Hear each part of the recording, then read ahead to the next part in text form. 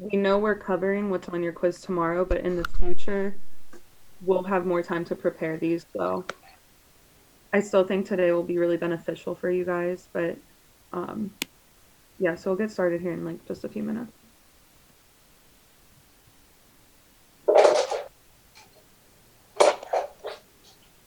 What? Do you guys Yes, hear me? that's basically what the dean was saying. Treble was saying is you get a nicer letter if you waive your right. Are you talking to us? Did I miss something? No, no, no. I think it was just somebody who was unmuted and I muted them. Got it. Good call, Holly. Good looking out. Um, so while we're letting people in, I just wanted to address to you guys some concerns. Um, I had a meeting today with the TAs, your class president and your vice president, and it went very well. We are very aware of the issues that have been coming up with anatomy, and we are trying to make some big changes moving forward. And one of the first changes we're doing is quickly throwing together this review session so that you guys have a bit more of a direction going into your examinations and your quizzes. I know that's been like the recurring theme, so we're going to help fix that on the TA's end. But on the administration end and the student association, we are making sure that professors are changing some of the things that they were doing, including going over time, including lack of direction. So you should see a large, drastic change in what you guys were accustomed to. Your lab will be a lot more in line with what you're doing in lecture. And there are actual changes, and all your comments and concerns your comments and concerns are being heard, and keep being vocal. That's the greatest thing about our generation right now. We're vocal and we're getting things done. The survey that I referenced in the email, Trey and I and the administration decided that it'd be best to hold off on the survey. Let's see if some good things happen this next week, and then send the survey out. And let's get your guys' opinion, because we're implementing a lot of changes, including this being the first change. So before I conclude that, I just really want you guys to know that this is supposed to be a really fun course.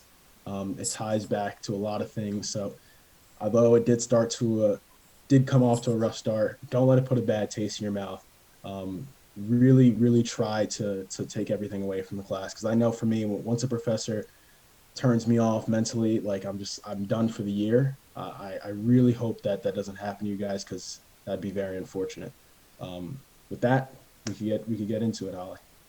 Okay, so also, like I told you guys, we didn't have a ton of time to prepare this. So I think in the future, we'll probably have one actual large review PowerPoint for you guys. We didn't have time to make that. So each of us are just going to like share a screen and go over the parts that we're going to go over. So like I said, we talked to Dr. Gannon. I know your last two quizzes, I think were 6 and 7 questions, maybe. Your quiz tomorrow is actually going to be 12. Um, but we're gonna hit all the points that he like told us to hit. So don't worry. I think it'll be a relatively decent quiz. So I'm gonna go ahead and share my screen quick. So I can't emphasize enough what Holly said. If you pay attention and understand everything we're saying during this review, you will do very well on that quiz. Um, really listen to my words. You can make of it what you want. We are ensuring that you will be well prepared for this quiz. Um, that's it. What's up? Okay, I think that was just another accidental thing. Um, so what I'm gonna really be going over here is the brachial plexus. You can definitely expect um, a couple of questions, not even just quizzes and exams. The brachial plexus will come up in the future. And just if you can get like comfortable with learning roots for pretty much all nerves, because in lean, you're going to have to know nerve roots for just about everything. So the brachial plexus, it starts off with roots. If you can see right here, can you guys all see this, by the way? Um, We so can see it. okay, good. the roots are C5 to T1. So C5 and C6 will make up the superior trunk. C7 will make up your middle trunk. C8 and T1 will make up your inferior trunk. So those are then your three main trunks. Then it splits further into divisions. So from the superior trunk, you get an anterior and a posterior division. The posterior division will go on to join the posterior division of the middle trunk. And then the middle trunk also has an anterior division, which comes up, and that will join the anterior division of the superior trunk to then form your lateral cord. The lateral cord goes off into terminal nerves, which I'll touch on in a second.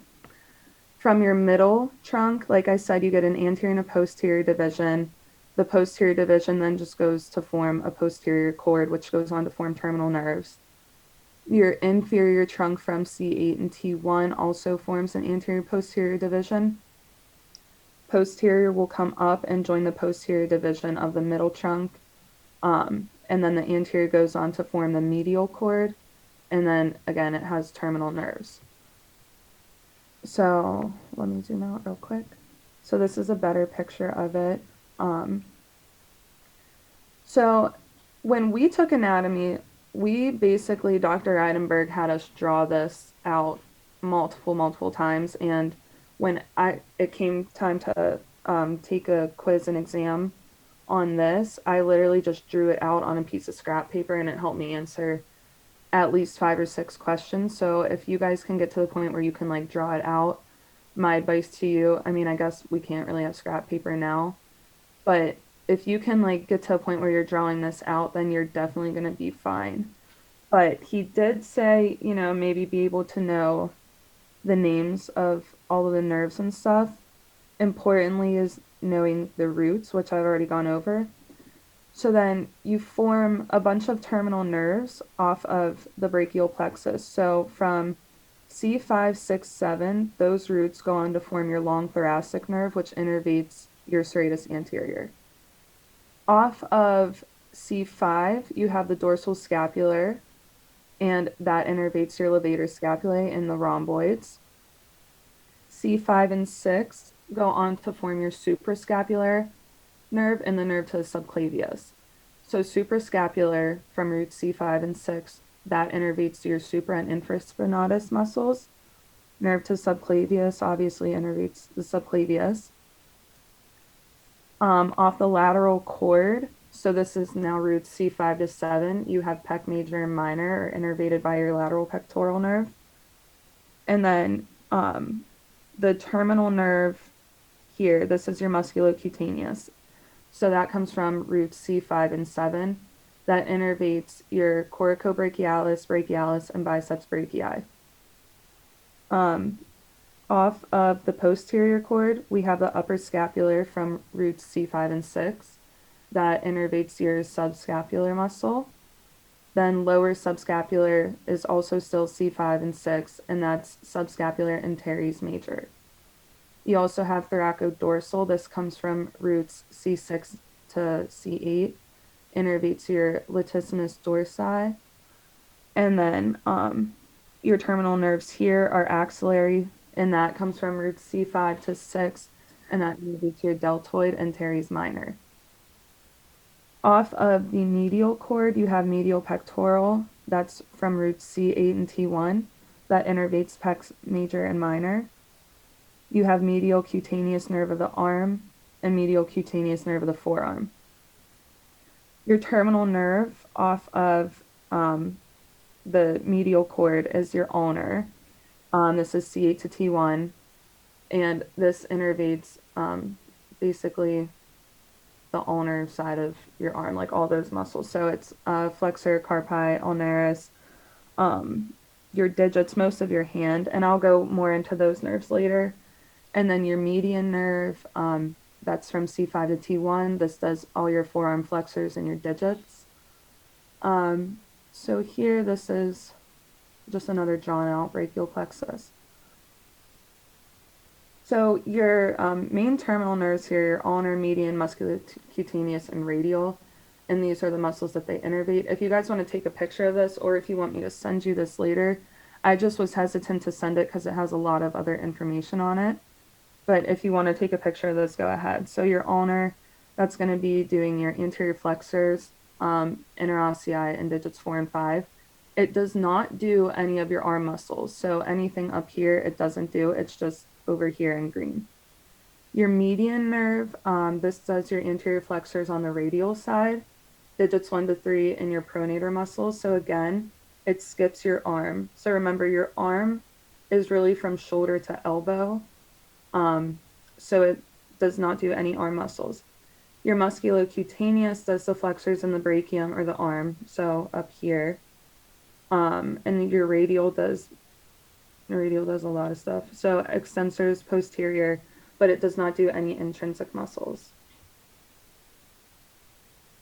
And then coming down here.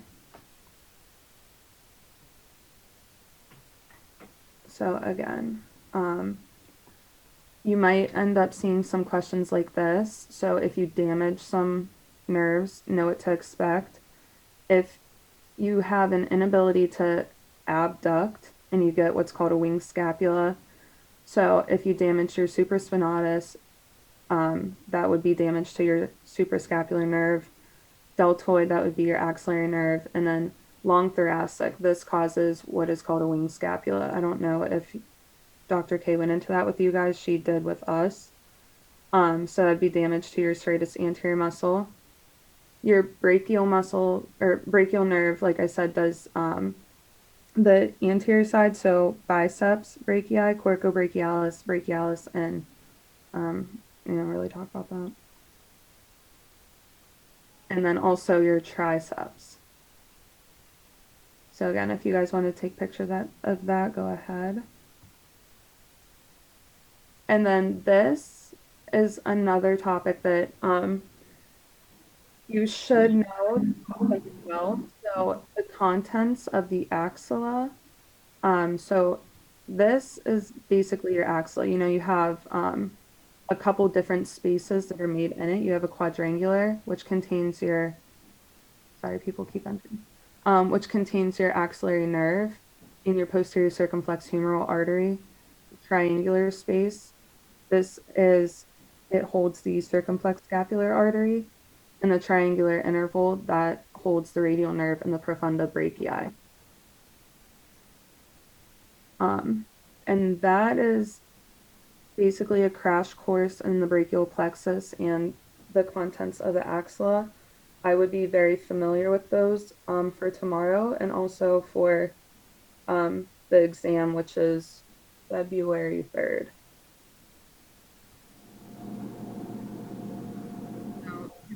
Who was going next?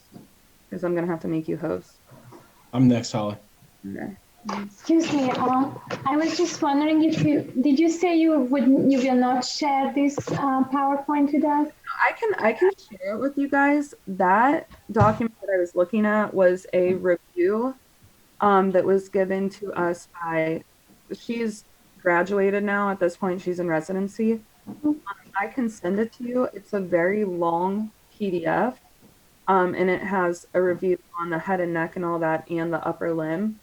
The only reason I sent it to you guys already was because like a ton of information and I didn't want guys to think you have all that for your quiz tomorrow. If you are comfortable just finding the information from this week that'll be on your quiz, I can forward it to your class. Thank you so much. Thank you. You're welcome. Okay, Will's gonna share.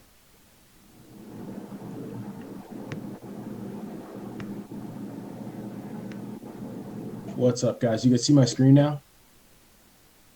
Yes. Yes.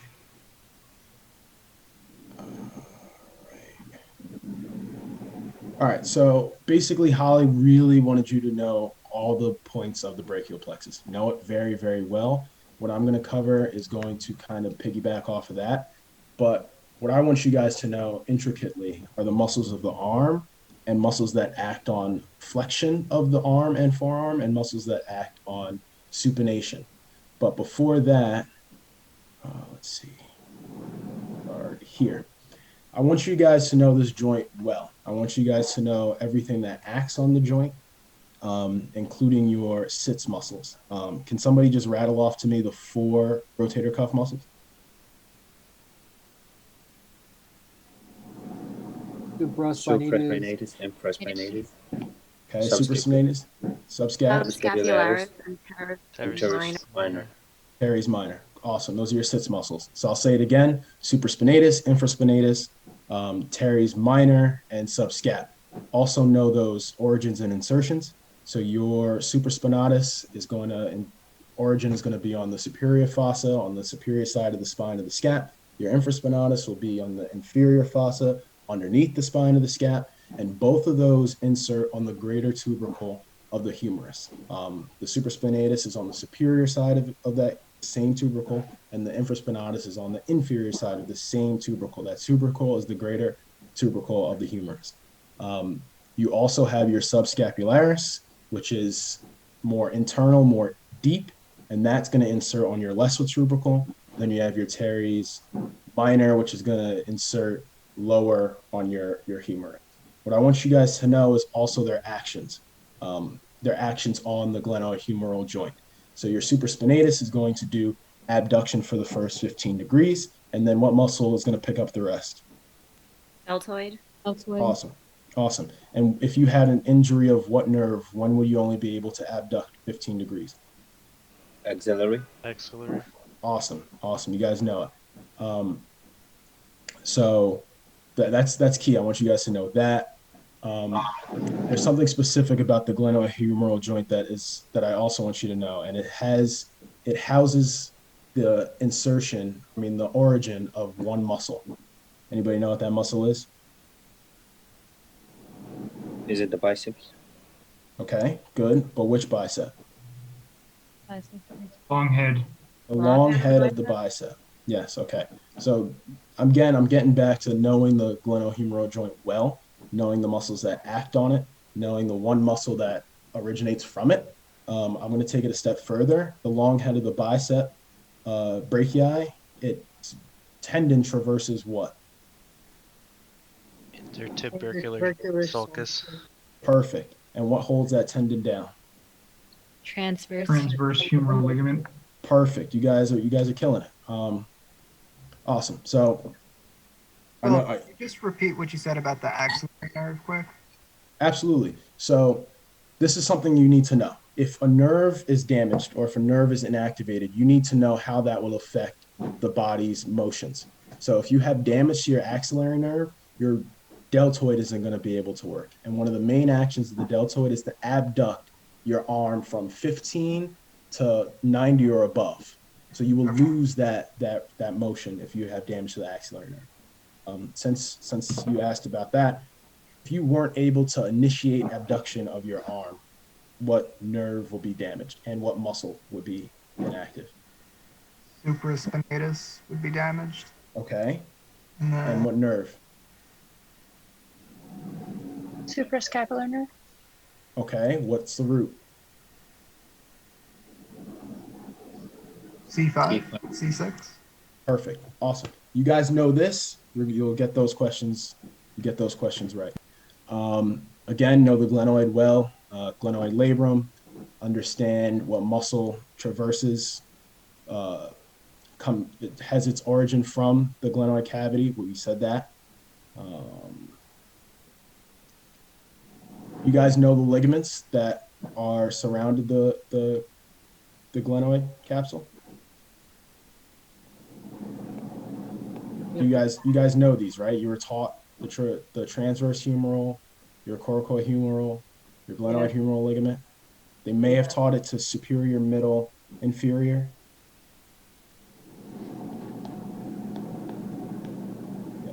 Yes. Okay, perfect. Know that. So Holly went over this, and I went over this, and you might see a question that has a clinical vignette where you see a patient that has a loss of function, or if you see a patient that has a key sign of like a wing scap or something of that nature, you need to know what muscle's inactive, you need to know what nerve is inactive, what's injured, all of that. You need to know that well. So if I were to ask you guys what is the strongest or / primary supinator of the forearm? What would you guys say? Biceps brachii. Awesome, awesome, awesome. Good job. A lot of people would get into the pitfall of saying the supinator. It is a large component of supination, but your primary supinator is your bicep brachia. What would be your primary flexor?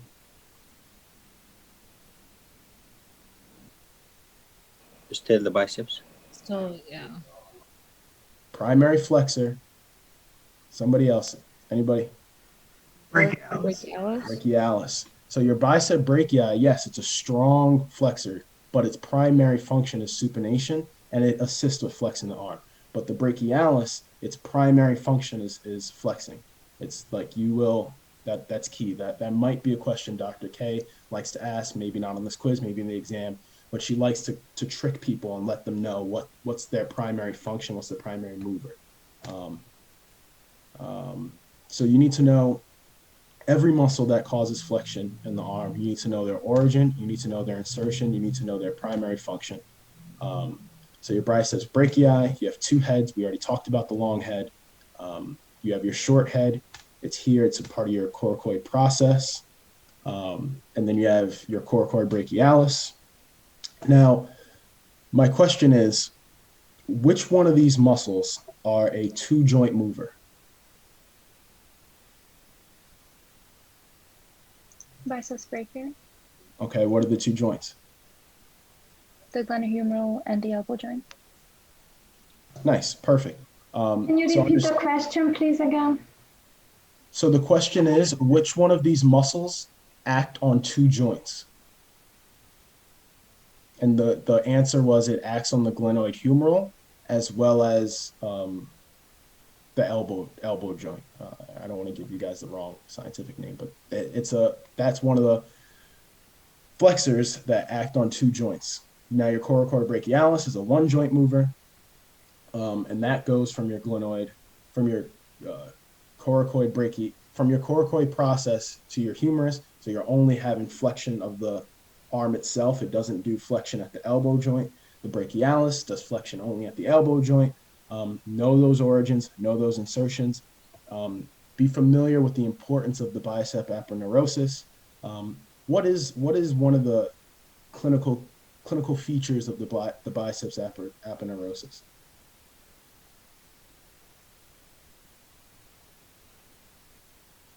Like, what anatomical structures does it protect, cover, surround? That wasn't discussed. Wasn't discussed? All right. Would it be the median cubital? It would be your cubital fossa, I believe. I'm pretty sure that's what it's named. So yeah, all right. You didn't cover it, but it's not bad to know. The other muscles I really want you guys to be familiar with is the triceps brachii. Same kind of thing. I want to know what muscle, what actions they have, which one is a two joint mover, and what nerve innervates it. So which muscle is a two joint mover of the posterior compartment of the arm? Long head of the triceps. Long head of the triceps. Okay. Which one of the triceps muscles inserts onto the olecranon process? Olecranon process. Which one of them? All three. All three. So know that like back of your hand. Insertions, origin, actions, joint that they move on, nerves that activate them, nerves that run through them. Again, we need to know that up here you have your axillar nerve, and then down here, you have your, what nerve runs through two heads of the tricep? The radial nerve. Awesome. And now next step is, if God forbid you have a crush injury, compression, or something that deactivates that nerve, you need to know every muscle that's not going to be able to work. And you need to know the main movements you're going to lose. So the radial nerve is a posterior nerve, so it's mostly going to do extensors. It's mostly going to do all extensing action all the way down the arm.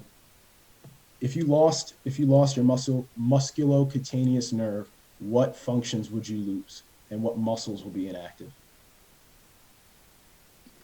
Coracoid Brachialis, brachialis, biceps brachii. Okay. What functions do you lose? And the sensation of the lateral arm. Okay. Flexion. Awesome. That's a sensation. What motor function do you lose? Flexion. Flexion. You lose flexion. What's the root of the musculocutaneous? 5, 6, It's 7. 5 and 6. It's Yeah. 5 and 6, right? Yeah, somebody said 5, 6, 7. Yeah, yep, 5, 6, 7. All right, so those are the type of things. Those are the type of questions. That's how it's going to be presented to you. Let's see. All right, so again, we went over the main supinator. What's the other supinator of the forearm? Supinator. All right, it's pretty straightforward. All right, anybody gets that one, that type of question wrong, I can't help you out. Now, how many muscles are pronator muscles of the forearm? 2. Two main ones. Okay, what are the two main ones? Pronator teres is one. Pronator teres. Pronator quadratus. Okay, do you guys know the origin insertion?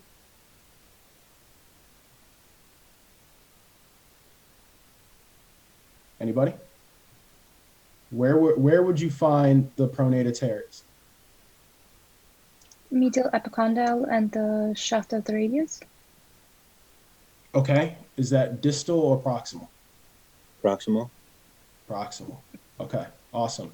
Understand it. Understand the insertions. Visualize it.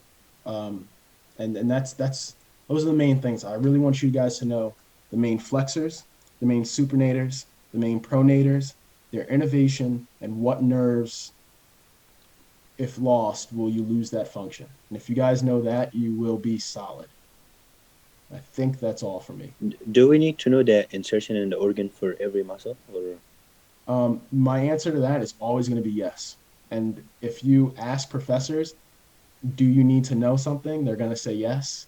But my answer almost always is going to be yes, especially when it comes to anatomy. At some point or another, you're going to have to know everything.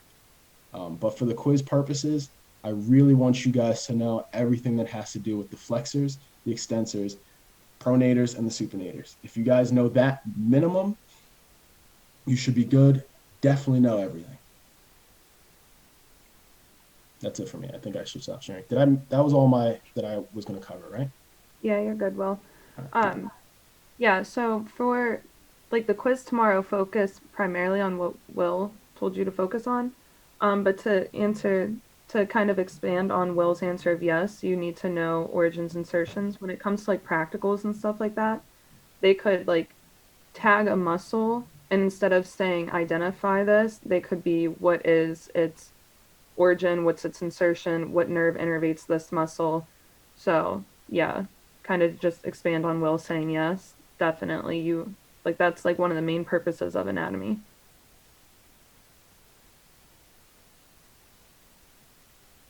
So I think I think it's much easier if we're there and we can see, like, if we see the body, we can like tell where this area is. If we can see like everything. Don't underestimate it. There'll be points where they block off everything and they give you a small square, and you just have to know what's in the square. They'll put a pin. They'll put like a garbage bag over everything else. Yeah, so you won't even know if you're looking posterior, upside down, this and that. So know it well. Yeah. Yeah, they don't just give you like give me's like that. Like at one point something in the face, they like took out the entire parotid gland. We had to like realize that the parotid gland was missing. Like they can definitely do some tricky stuff. And I think Austin is going to present next. I had a question quickly about Wednesday's lecture on the hand and we only got like halfway through the slides for the guest lecturer, and she kept on going, I'm pretty sure, even though our class had ended. You have to know what she went over. Yeah, I'm going to go over the hand too. My part's on the hand, so we'll go over like the main points. Yeah. Okay, cool. Well, I'm sorry. I didn't catch everything you said. We need to know everything she went over, or just what we got to before Know class everything ended? she went over, but Helena is going to take you through some very key points that are applicable to the quiz. But in terms of knowledge that you're responsible for coming out of this course and potentially on your exam, very likely on your exam, you need to know what she recorded. But for the purpose of this quiz, we will try to narrow down what you need to know as best we can. I don't think we have the recording yet. That's the point I was bringing up. Okay. So if there's something that Helena's going over that you haven't covered, let us know.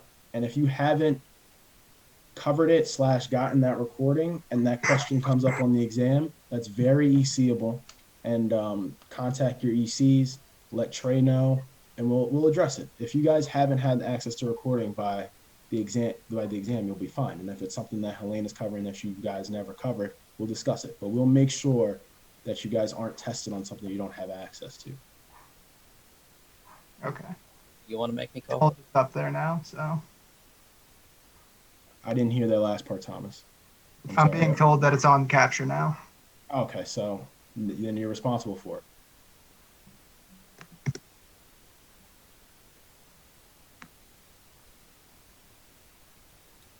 Can I be co-host, please? I don't think I could do that. I think Holly has to do it. No, well, Oh, wait, no, I'm I lying. made you host. I got it.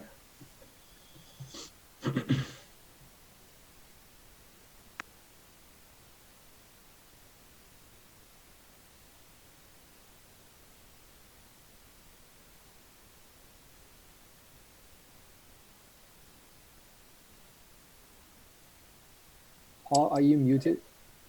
I think I was. Can you hear me now? Yes. Yeah. Yeah. And you can see the vasculature? Yes. All right, cool. Yeah, so I'm just going to go over the vasculature real quick, just because it's something that's bound to come up. And this is just a picture overview of the entire vasculature for the shoulder and the arm, forearm, hand. But we're going to start up here with the axillary artery, which comes off of the subclavian, and it's going to give several branches off. The first branch, it's going to be the supreme thoracic branch, and that's going to run anterior medially along the superior border of the pec minor, and it's going to pass in between the pec minor and pec major to the thoracic wall, and it's going to supply the first and second intercostal spaces and the superior part of the anterior serratus. Then as you move more distally, you're going to get two more branches, the thoracoacromial and lateral thoracic. The thoracoacromial is going to curl up. It's going to curl around the superior medial border of the pec minor, and it's going to pierce the costocoracoid membrane and divide into four branches, the pectoral, deltoid, acromial, and clavicular branch. The lateral thoracic is going to descend along the axillary border of the pec minor, and it's going to follow along into the thoracic wall, and it's going to supply the lateral aspect of the breast. Then as you move more distally, you're going to get the circumflex humeral and the subscapular. The circumflex humeral is going to encircle the surgical neck of the humerus, and both of these are going to anastomose with each other. The subscapular is going to descend from the level of inferior border of subscapularis along the lateral border of the scapula, and it's going to divide into its terminal branches, the circumflex scapular and thoracodorsal arteries. Then as you move more distally, the axillary artery is going to become the brachial artery, and the two main branches that you're mostly concerned about is when the brachial artery will then divide into the ulnar and radial artery. And I just included this picture just to tie in with some cadaveric pictures. This is again just what we covered, but so you guys have at least a picture of a cadaver next to it with all the labels, just to tie it in with the lab. And again, I'm just going to follow along the entire pathway all the way down to the fingers.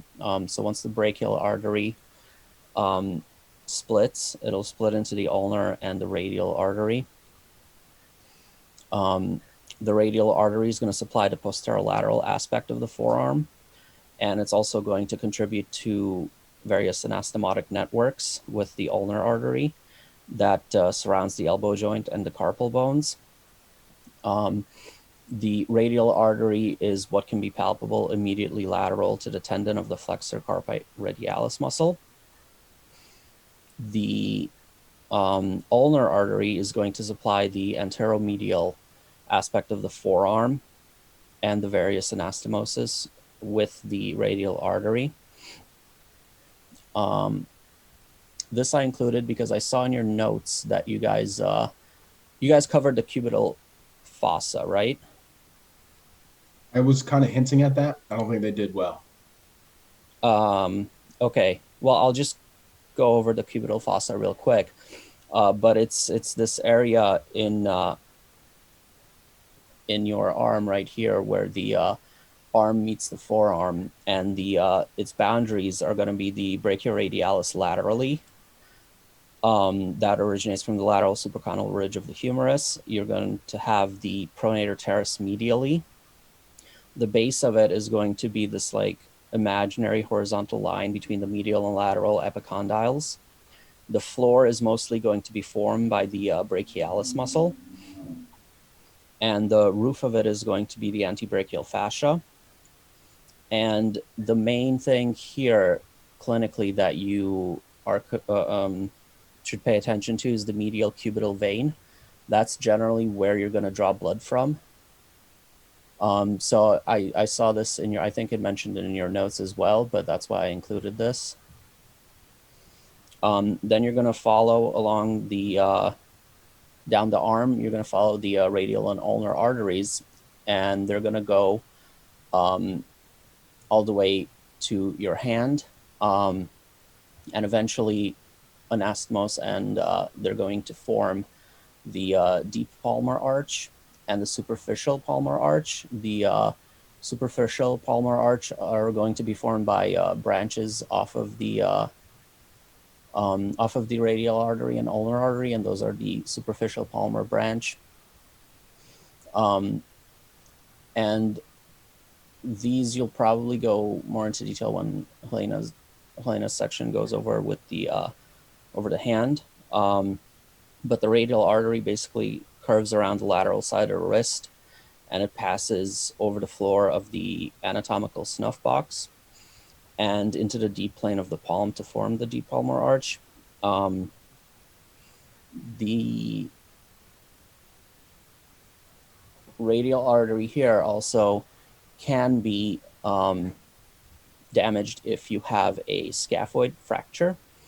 The branches off of the radial artery is what supplies the scaphoid. So when you break that, you can get avascular necrosis because the blood supply is cut off. So when you, when you land on your hand on a fall and you break your scaphoid, that can be a cause for the avascular necrosis of that bone. And as far as circulation in the arm, there's also something called the Allen test, which is a test to see if the circulation in your hand is normal. And basically you're pushing on the radial and ulnar arteries, and then you're releasing them to see if the blood can return through those arteries to the hand. And it's if the color in your hand returns, then the test is considered positive, if not negative. And if it's negative, then the circulation there is not adequate. And so you can't really, safely prick or put any IVs in there. This, again, I just included so that you guys can get a picture of the radial artery here and what's around it. You should really try to do your best to know the relationship between the different structures here. So the radial artery is going to be in between the brachioradialis. And this is, I think you guys did in the lab, the pulses. So this is where you take one of the pulse. The anatomical snuff box, these are its different boundaries, but as far as vasculature is concerned, the main thing that you should know is that you have the radial artery passing through it. Then for the venous return, there's like an interconnected network of superficial and deep veins.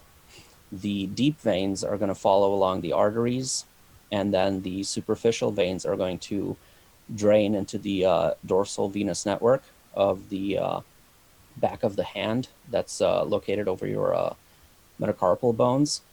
And then from there, you're going to get the cephalic and basilic veins. And then they're going to follow back up the arm. Again, I'm mentioning here the medial cubital vein. That's a branch off of the cephalic vein that connects with the basilic vein. This is where you draw blood. And both the superficial and superficial and deep networks are eventually going to drain into the axillary vein, then your right subclavian, and then brachiocephalic and superior vena cava. The only other thing I want to mention, which I could not find a good picture of it, is that in the axilla here, you also have lymphatics throughout your arm, but you should also be aware that there's lymph nodes here in the axilla, and those are what you're primarily going to check to see if there's any issues. If, for example, you have like breast cancer, the axillary lymph nodes are some of the first ones that the cancer can metastasize to. And that's it.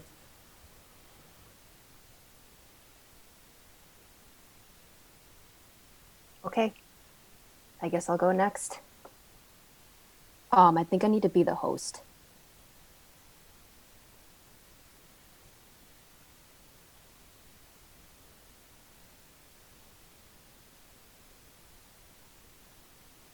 Okay.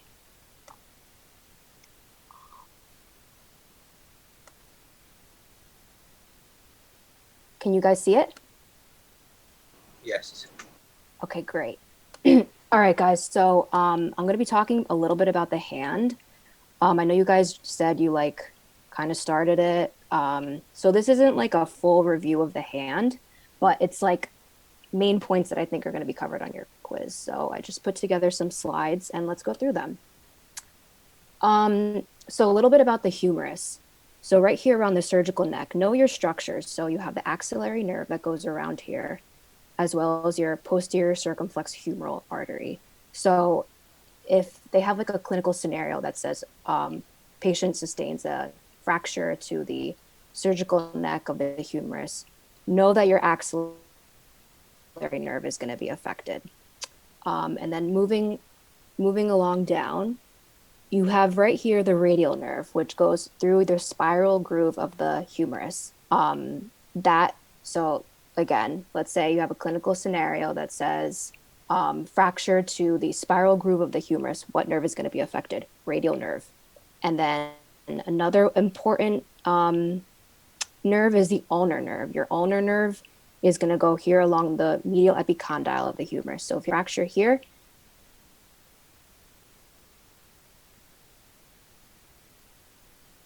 remember the ulnar is going to be affected. Don't see that. Okay. We lost you for like 30 seconds. Oh, you did? Okay. So just that last part about the ulnar nerve. Okay, I'm sorry, guys.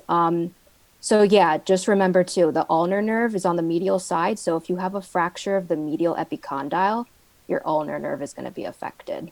And then I just wanted to point out here too, this is where your median nerve is located. Okay. So someone tell me, if I gave you this x-ray, right, and you saw a fracture right here, what nerve would be affected? Radial nerve? Yep, that's right. Yep, because it goes through the spiral groove. So remember your sensory innervations for your hand. So the radial nerve covers this part of your hand. Median nerve is here. Ulnar nerve, medial. Remember with the median and the ulnar. Median does thumb, index, middle, fourth of the lateral side. Ulnar does the other half of the fourth and your pinky. Remember that. That's important. This is another slide I just put. I can send this to you guys. It's a really great depiction of the dermatomes and your sensory fields. So Dr. Gannon wants you guys to focus on this. And yes, like I said here, this really depicts it well with the median nerve. Median nerve does thumb, pointer, I guess, middle, fourth. Ulnar does the other half, and then your pinky. Moving along, so carpal tunnel syndrome, right? So we have to remember that the median nerve is the only nerve that goes through the carpal tunnel. But you guys have to remember that there's a recurrent branch that comes off of the median nerves. This branch does not go into the carpal tunnel. This is the palmar cutaneous branch of the median nerve. This is what's going to supply your thenar muscles, which is your thumb muscles. So that's something to be aware of. Median nerve, only nerve that goes through the carpal tunnel. And then let's talk about the hand muscles a little bit. So you have 3 sets of muscles on your hand. You have your thenar group right here. You have your hypothenar group, which supplies the pinky, and then you have your mid-palmar group, which is not displayed here. So let's go through them one by one. So for your thenar group, you have your adductor pollicis, your flexor pollicis brevis. You guys can see my pointer, right? Yes. Okay, great. And then your abductor pollicis brevis. Your hypothenar group, on the other hand, is your abductor digiti minimi brevis, right here. Your flexor digiti minimi brevis, as well as your over here opponens digiti minimi. So I want to ask you guys a question. Which one of these muscles labeled CBA? Actually, before I ask that, let me go into this. So in general, you know that your thenar group is innervated by the median nerve. The hypothenar group is innervated by the ulnar nerve. So with that being said, someone tell me which of these muscles is of the thenar group is not innervated by the median nerve. Adductor pollicis. Yeah, that's right. So C, right? This is your adductor pollicis. And remember, it has a transverse head right here and an oblique head. Okay, so moving on, let's talk about the Lena, I'm sorry, the you palmar froze a group. little bit there. Okay, I'm The sorry, animation guys. For that one. Yeah. I'm sorry. Let me repeat that. So the question I asked was, which of these thenar muscles is not innervated by the median nerve? Because, right, the median nerve innervates all the thenar muscles. So I think someone mentioned letter C. Letter C is innervated by the ulnar nerve. This is the adductor pollicis muscle. And just to review, you have a transverse head and you have an oblique head. So your mid-palmar group is going to be your lumbricals and your interossei, right? So your first 2 lumbrical, you have 4. You have 4 lumbricals. First 2 are going to be innervated by the median nerve. The third and fourth are going to be innervated by the ulnar nerve. There's none in the first interspace. And this is actually the same in the foot too. So it's good to like know it and understand it now. There's not going to be one in the first interspace. Those are your lumbricals, and then don't forget your dabs and your pads, right? So your dorsal interossei and your palmar interossei. You have 4 dorsal and you have 3 plantar. The same thing as in the foot too. And remember their actions. So dabs and pads, right? So dorsal interossei, abduct, dab, abduction, and your palmar interossei are going to do adduction, pad. And remember that they're innervated, these are innervated by the ulnar nerve. So I think Dr. Gannon wants you guys to like remember the muscles of the hand and their actions. So focus on that. Let's see. And then a little bit of clinical correlates to conclude. So remember, let's look at this. This is an example of a claw hand injury, right? So what nerve is damaged in a claw hand injury? Can someone tell me? The radial nerve or the median nerve, sorry. No, claw hand? Ulnar nerve. Ulnar, right? Ulnar, because look, right? We said ulnar affects fourth and fifth, right? So look at this. This hand will be made when you ask the person to make a claw. So look, their middle and their pointer are able to do that. So they're able to contract. However, these two are not. So let's remember what we said about the lumbricals and the interossei, right? So your lumbricals are gonna do the ta-ta. That's how we learned it. That's how Dr. K taught it to us. So your lumbricals do flexion at the metacarpal phalangeal joint, and they're gonna do extension at the pips and dips. Same thing with the foot. So it's once you learn it here, you'll know it for lean. So look, what did we say before about the lumbricals, right? The third and fourth are innervated by the ulnar nerve. They're affecting these two fingers, the fourth and the fifth. So in claw hand, you have ulnar nerve damage. So it's going to affect the fourth and the fifth, right? So which muscles are going to be affected? Your lumbricals and your interossei. The lumbricals and the interossei, they basically have the same function. Flex at the metacarpal phalangeal joint, extend at the pips and dips. Interossei more so at the metacarpal phalangeal joint, but the lumbricals work more at the pips and dips, and that's going to be the same thing with the foot too. So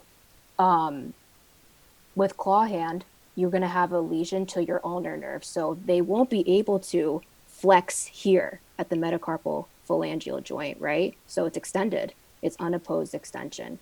And they won't be able to extend at the PIP and the DIP. So you can see here, it's actually kind of like flexed a little bit.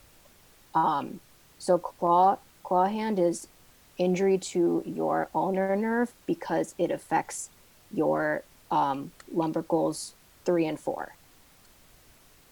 Over here, this is a different scenario. This is kind of the opposite. So this is called the hand of benediction, right? So here we said the ulnar nerve was shot.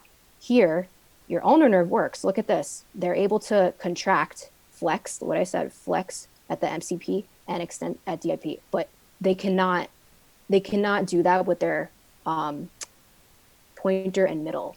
So here, what nerve do you guys think? Median?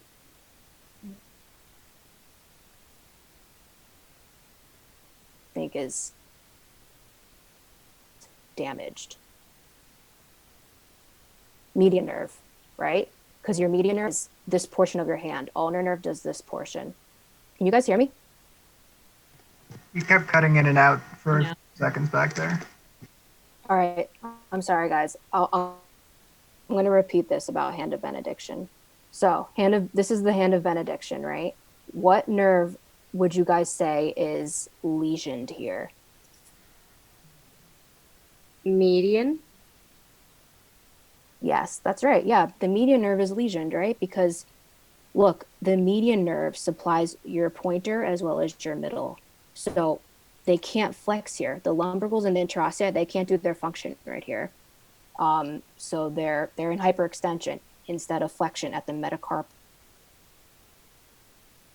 phalangeal joint. Ulnar nerve is good, right? Look at this. Like they're flexing here. That's no problem.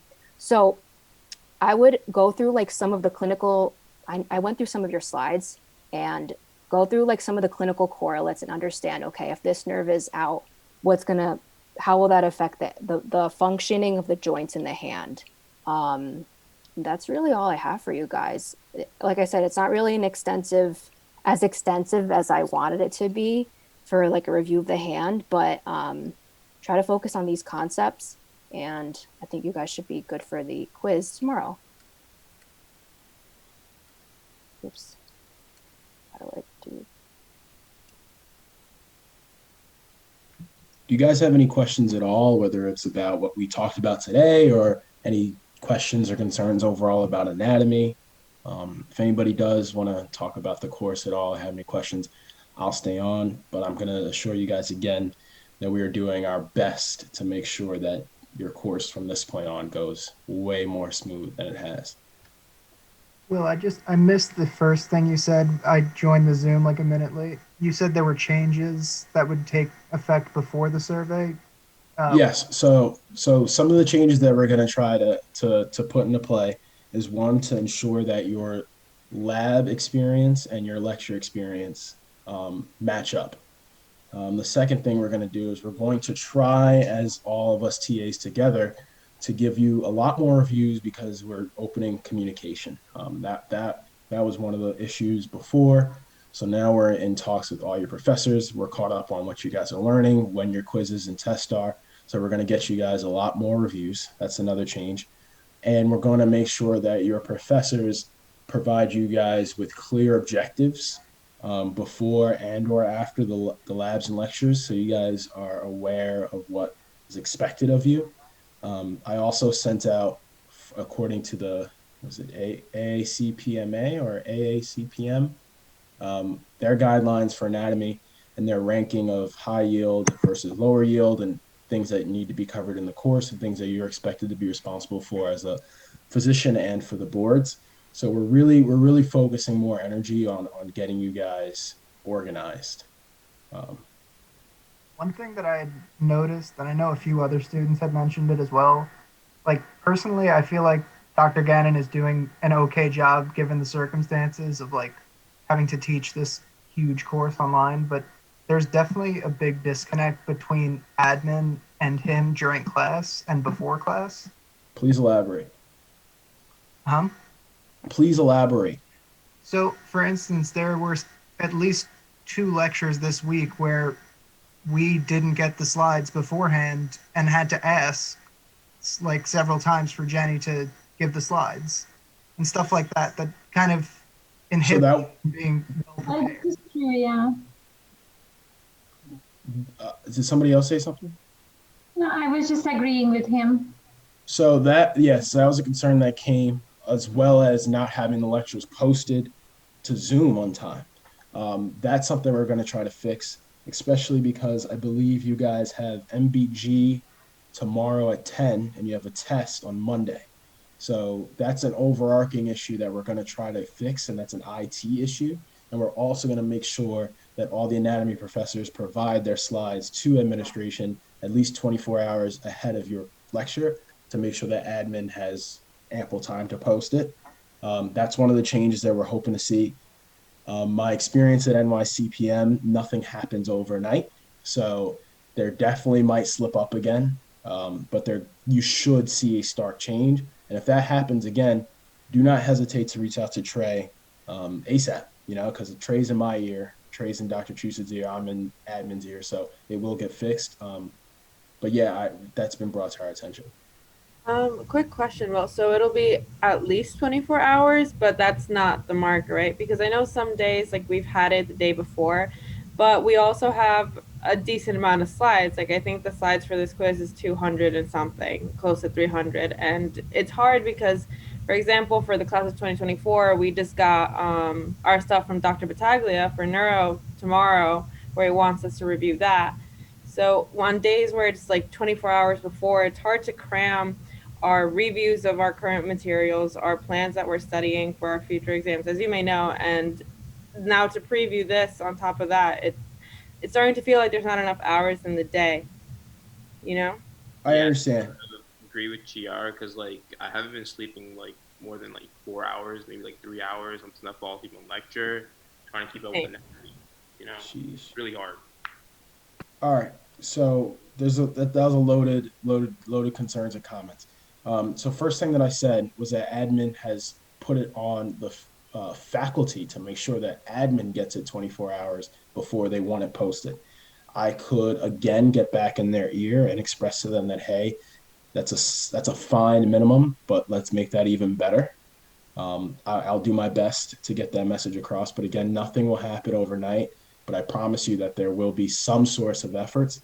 In terms of only sleeping 4 hours a night or feeling like there's not enough time in the day, I'm totally open to talk to you guys about different techniques that any one of us have, Holly, Helena, Dre, any of the successful students, but that does not lead to success. So something is going to have to change. You can't do that for the rest of the semester. I'm sure they would agree with me. Why exactly do you feel as though there's not enough time in the day? I feel as though what's going on? So, well, personally, I'm feeling the level of burnout right now after the third week that I felt a few weeks before ending last semester. And I get that things change, but we have 22 credits. Well, again, it depends, but the class of 2024 has 22 credits right now, mostly. And we have neuro that is applying our slides the day before. We have anatomy that's been very disorganized, and we know that you're trying to change that, and we appreciate it too. But we also have MBG to worry about, and we have immuno to read, and we have to target our schedules. Like, I know I do my schedule in advance so that I can have enough time dedicated to each class.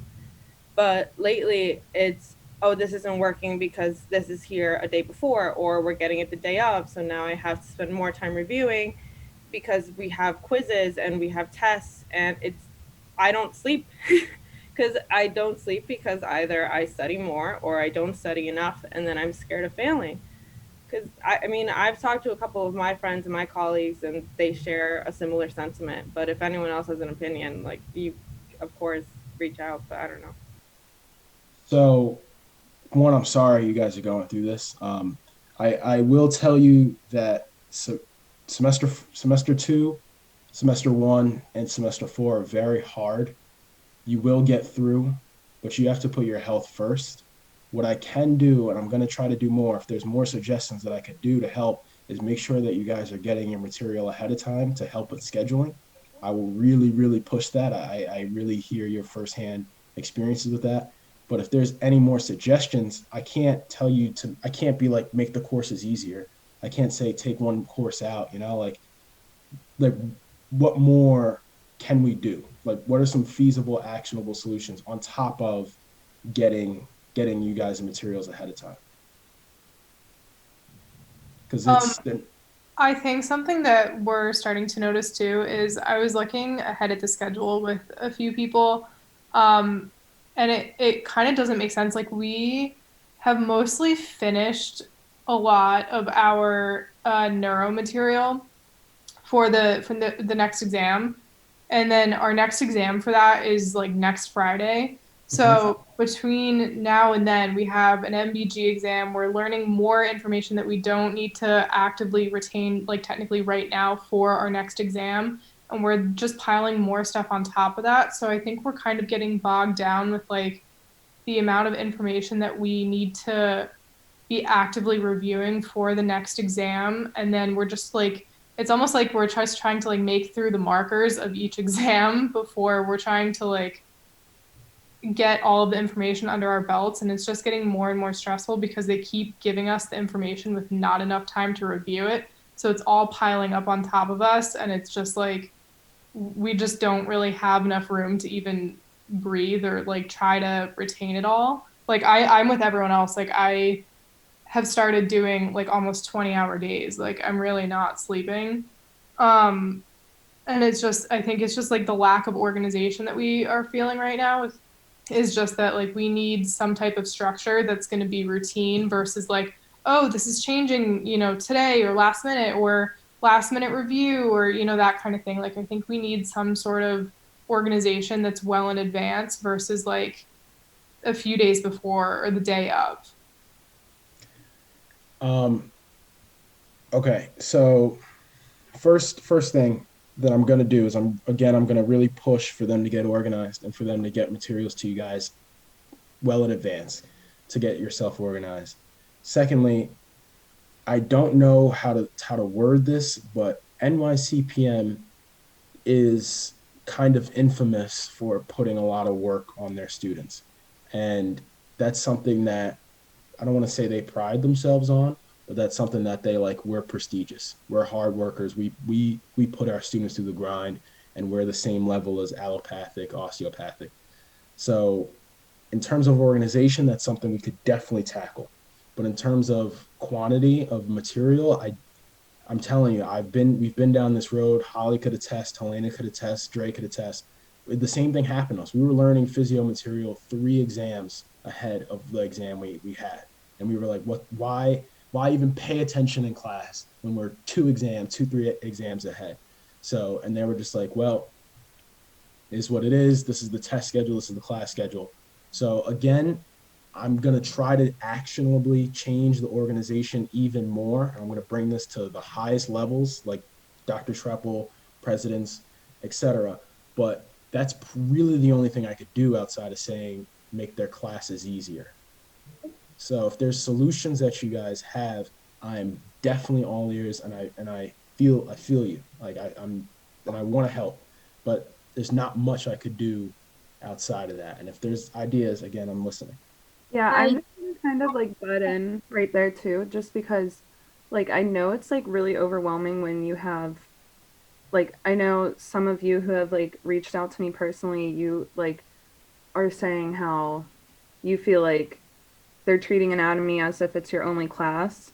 And the thing like every teacher is going to think that their class is the most important, and unfortunately like they won't change their minds on that. Like they're thinking like, oh, this is anatomy, this is the most important class. Well, to Dr. Mickle, immuno is the most important class. And I know that it's like really, really frustrating to like be so ahead in one class and like the exam that you're on. Like Will said, when we were in physio last year, we hadn't even taken exam 2B and we were on exam 3B material.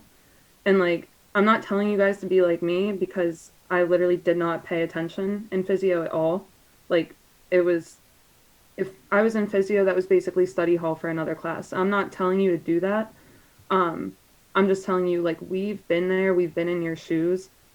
We've all been through the same program that you're going through right now. The only difference is your anatomy, and we are trying to work as hard as we can to like get that situated. And I think after our meeting today, I really do think that it's going to be a little more optimistic from here with you guys. But my advice is you guys saying you're sleeping 4 hours a night and you're feeling burnt out the way you did 3 weeks prior to ending last semester.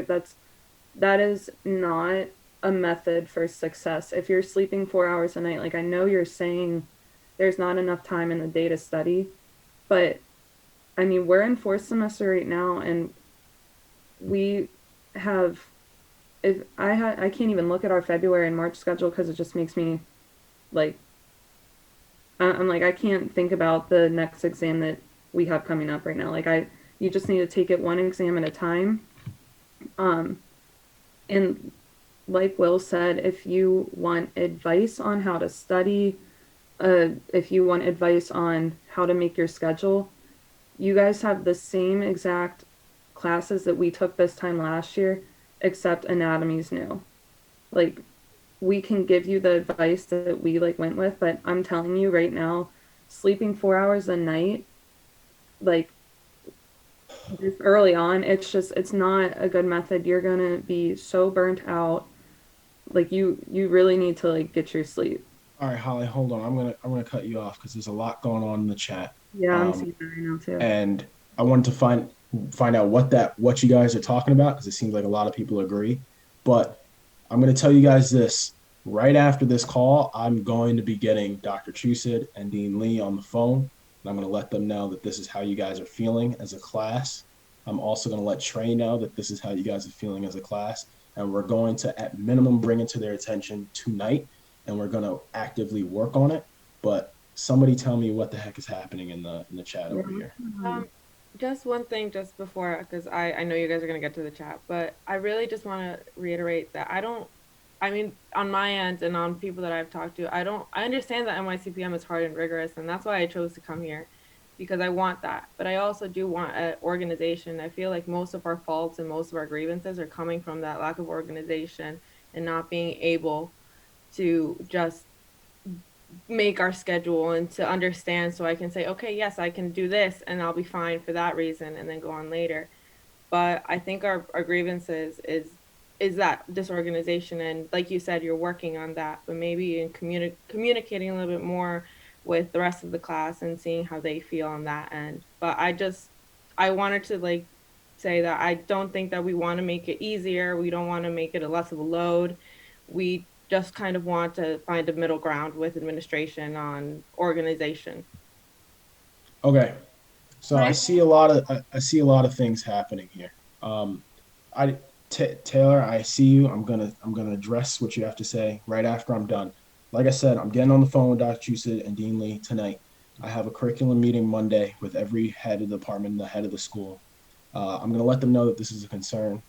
It's starting to sound like another town hall is in the need is necessary. There seems like there's a lot of moving pieces. When this first was brought to my attention, it was an anatomy issue, but now it's a anatomy issue on top of the already hectic life and schedule. So we will see what we could do. Again, I have one solid suggestion that I could work on right now and say we need to implement getting you guys your material and organized ahead of time. But if there are more actionable solutions, I see yes, Laura. Could I add one more thing? Sorry. Yeah. Okay, go. Yeah, I'm listening. Before you go, I definitely said Taylor could go. So. I just have a suggestion. I know for me, regardless, I'm studying anatomy every single day. Maybe, I don't know if anyone agrees, disagrees. Maybe, I'm not saying cut the amount of quizzes in half, but maybe organize them in a way, like, personally, I wanted to dedicate tomorrow to MVG, but like, I feel like I have to like prep the whole day now just to study for like the 1% quiz. And maybe if it was just less quizzes so we can focus on other things, maybe help. I mean, it would be helpful to me because I'm waking up every single day, like I'm walking into like class, like, I'm failing and I'm getting like overwhelmed in a way. Okay. Eventing or anything, but maybe cut the quizzes not so often. This way I can focus on other classes. Yeah. Okay. So Haley, I see you. Karan, I've seen you. I'm bad at pronouncing names. Holly will fucking tell.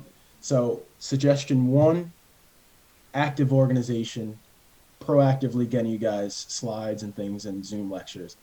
Suggestion number two, and I need these suggestions to be almost unanimous, at least large majority before I could present them. I will see about getting a survey. I know you guys have a group me out. I know Trey and Marvin aren't here. Maybe an EC can organize it for the group me or whatever, or I'll text Trey, I'll call him after. But we need to find out if you guys want less quizzes unanimously. I'm not going to present anything off a handful of suggestions of a handful of people feeling that way. So I need to get to the bottom of that. I would say, do you guys agree now? But I think it'll just be fucking hectic. But we'll present that question, and that could potentially be a solution to lighten your load. I'll talk to Trey. I'll get Trey on the poll so that it doesn't get lost in the sauce and people. You voted for Trey, so Trey will do it. Just real quick to address something that was mentioned in the chat. So, if my understanding is correct, Dr. Battaglia sent you guys the lecture that's like a ton of slides and wants you to read it before class tomorrow. Is that? Yeah, he sent it today and he said read chapter 5 in detail and review the material so that we can go over it tomorrow and then prep for our exam that's next week. And we have a 4-hour lecture too with him. Tomorrow's supposed to be exam review though, I do believe, for at least a portion of it. Okay, yeah. So, I mean, and with that class as well, one of the TAs reached out to me, and I've been trying to get Dr. Battaglia to answer, which he's not very good at, I guess, regarding some reviews. So we're working on that as well. But like Holly mentioned earlier, this is just some advice I can give you that I personally followed that I found worked for me. I might have mentioned it before, I'm not sure. But regarding the lectures, unfortunately, the attendance is mandatory, which is beyond frustrating. And so what I found that helped me was that I used, if I have to be there anyway, I use that time to actively learn basically what that lecture is. And that's been allowing me to use the time after class for other classes. So like basically, you know, try to, which I don't do it perfectly either, but try to focus as much as you can on what they're saying in order to absorb as much as you can during the lecture.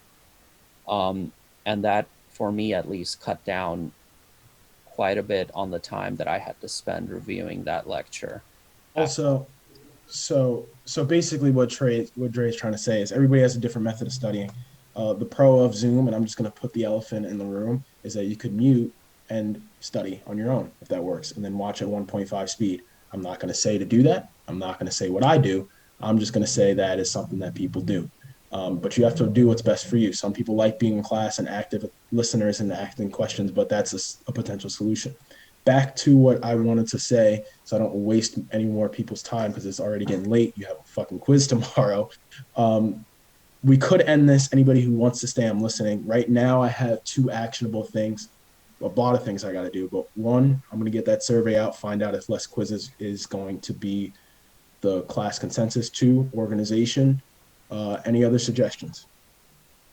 Yeah, I was gonna say, so when they have 2 guest lectures, 1 hour each, that doesn't work because usually they have one topic and it's a completely different topic, and they both come in with like a 60-slide lecture. So I think the better way would be if, for example, if you have 2 professors doing 2 separate lectures within 1 hour each, they don't have enough time to present those lectures and people don't have enough time to retain anything. And they come back the next week with the same thing again. So if the one professor does their topic over the 2 hours instead of them splitting like an hour each, I think that'd be more efficient. So I hear that suggestion. The professors going over time should not and will not happen anymore. Let me not say will not, because anything can happen at NYCPM, but that was one of the biggest things that we talked about, and that shouldn't happen anymore. The difficulty of giving a professor 2 hours to present material, that means that you now need double the amount of time in your schedule. You know what I'm saying? So that material needs to get covered regardless. But making sure those professors are staying to their time is something that we're gonna do. That's one of the changes on the agenda. Well, I had just 2 things I wanted to bring up before I go. Real quick, Thomas, I think Haley had her hand up and she chimed in a while ago. I'm sorry. Got you.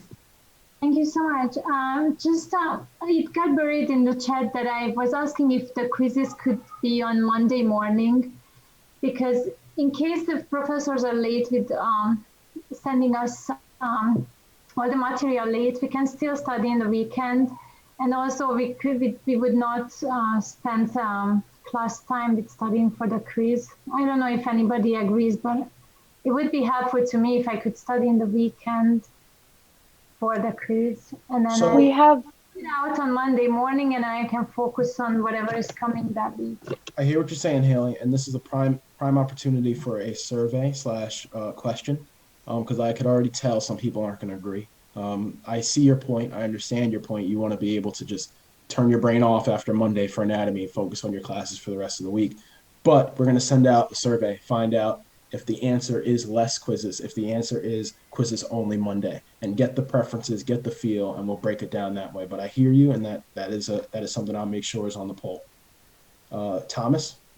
Yeah, 2 things. One of them was just possibly something that could be beneficial. I'm not really sure how it works on a technical side, but if we were to receive the captures the same day, I think that would alleviate a lot of people's stresses, just because partially, So let me just stop you right there. That's something we asked for. That's something that my class has been asking for. I've been trying to push for all classes, and the solution would be just send us the Zoom link. Why have to send it to IT and then wait to IT to post it? We've been asking that for a very long time, and their answer has consistently been, we'll just make IT work faster.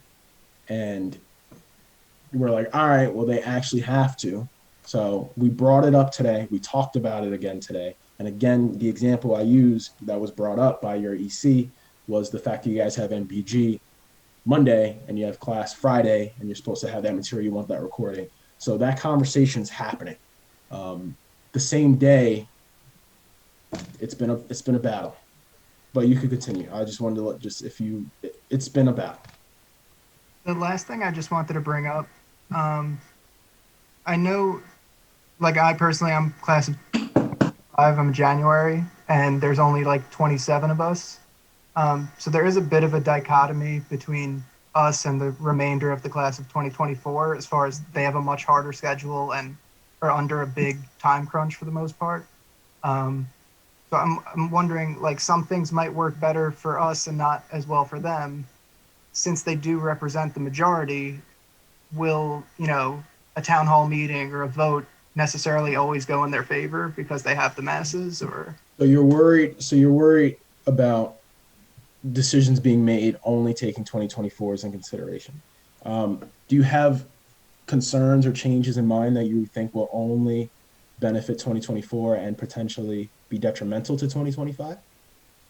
For instance, the making less quizzes, I feel like that might just be making each individual quiz a little bit harder then, because it would encompass more material, as opposed to the first 2 quizzes we had, although were stressful and, covered a broad range, they were relatively, superficial level material, I feel like.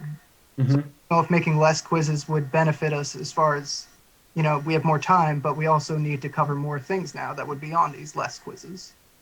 So that's a concern we could talk about, and that's a concern that probably will be felt regardless. Do you guys want harder quizzes?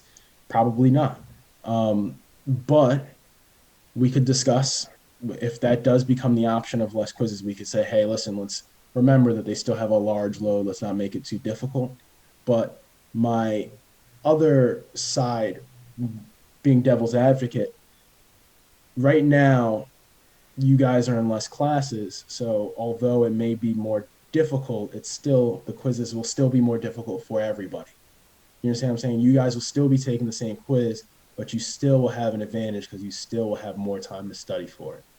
And I know there's 2024s that are thinking that same thing right now, because that's the other.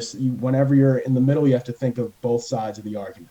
So 100%. I know that's going to be the argument, and that's something you would have to be prepared for in the class 2025 would have to be prepared for. But like I said, I will make sure that, hey, listen, the main issue is that they're overwhelmed. Let's actually solve the issue and not compound on the issue. So I hear you, Thomas, in that front. Thank you. Mm-hmm. Everyone have a good evening. Enjoy dinner. All right, take care. I'll stay on if anybody else has anything else, any more comments or concerns or suggestions. Yeah, I'll stay on for a little bit too. I have a question. Yeah, go Absolutely. ahead.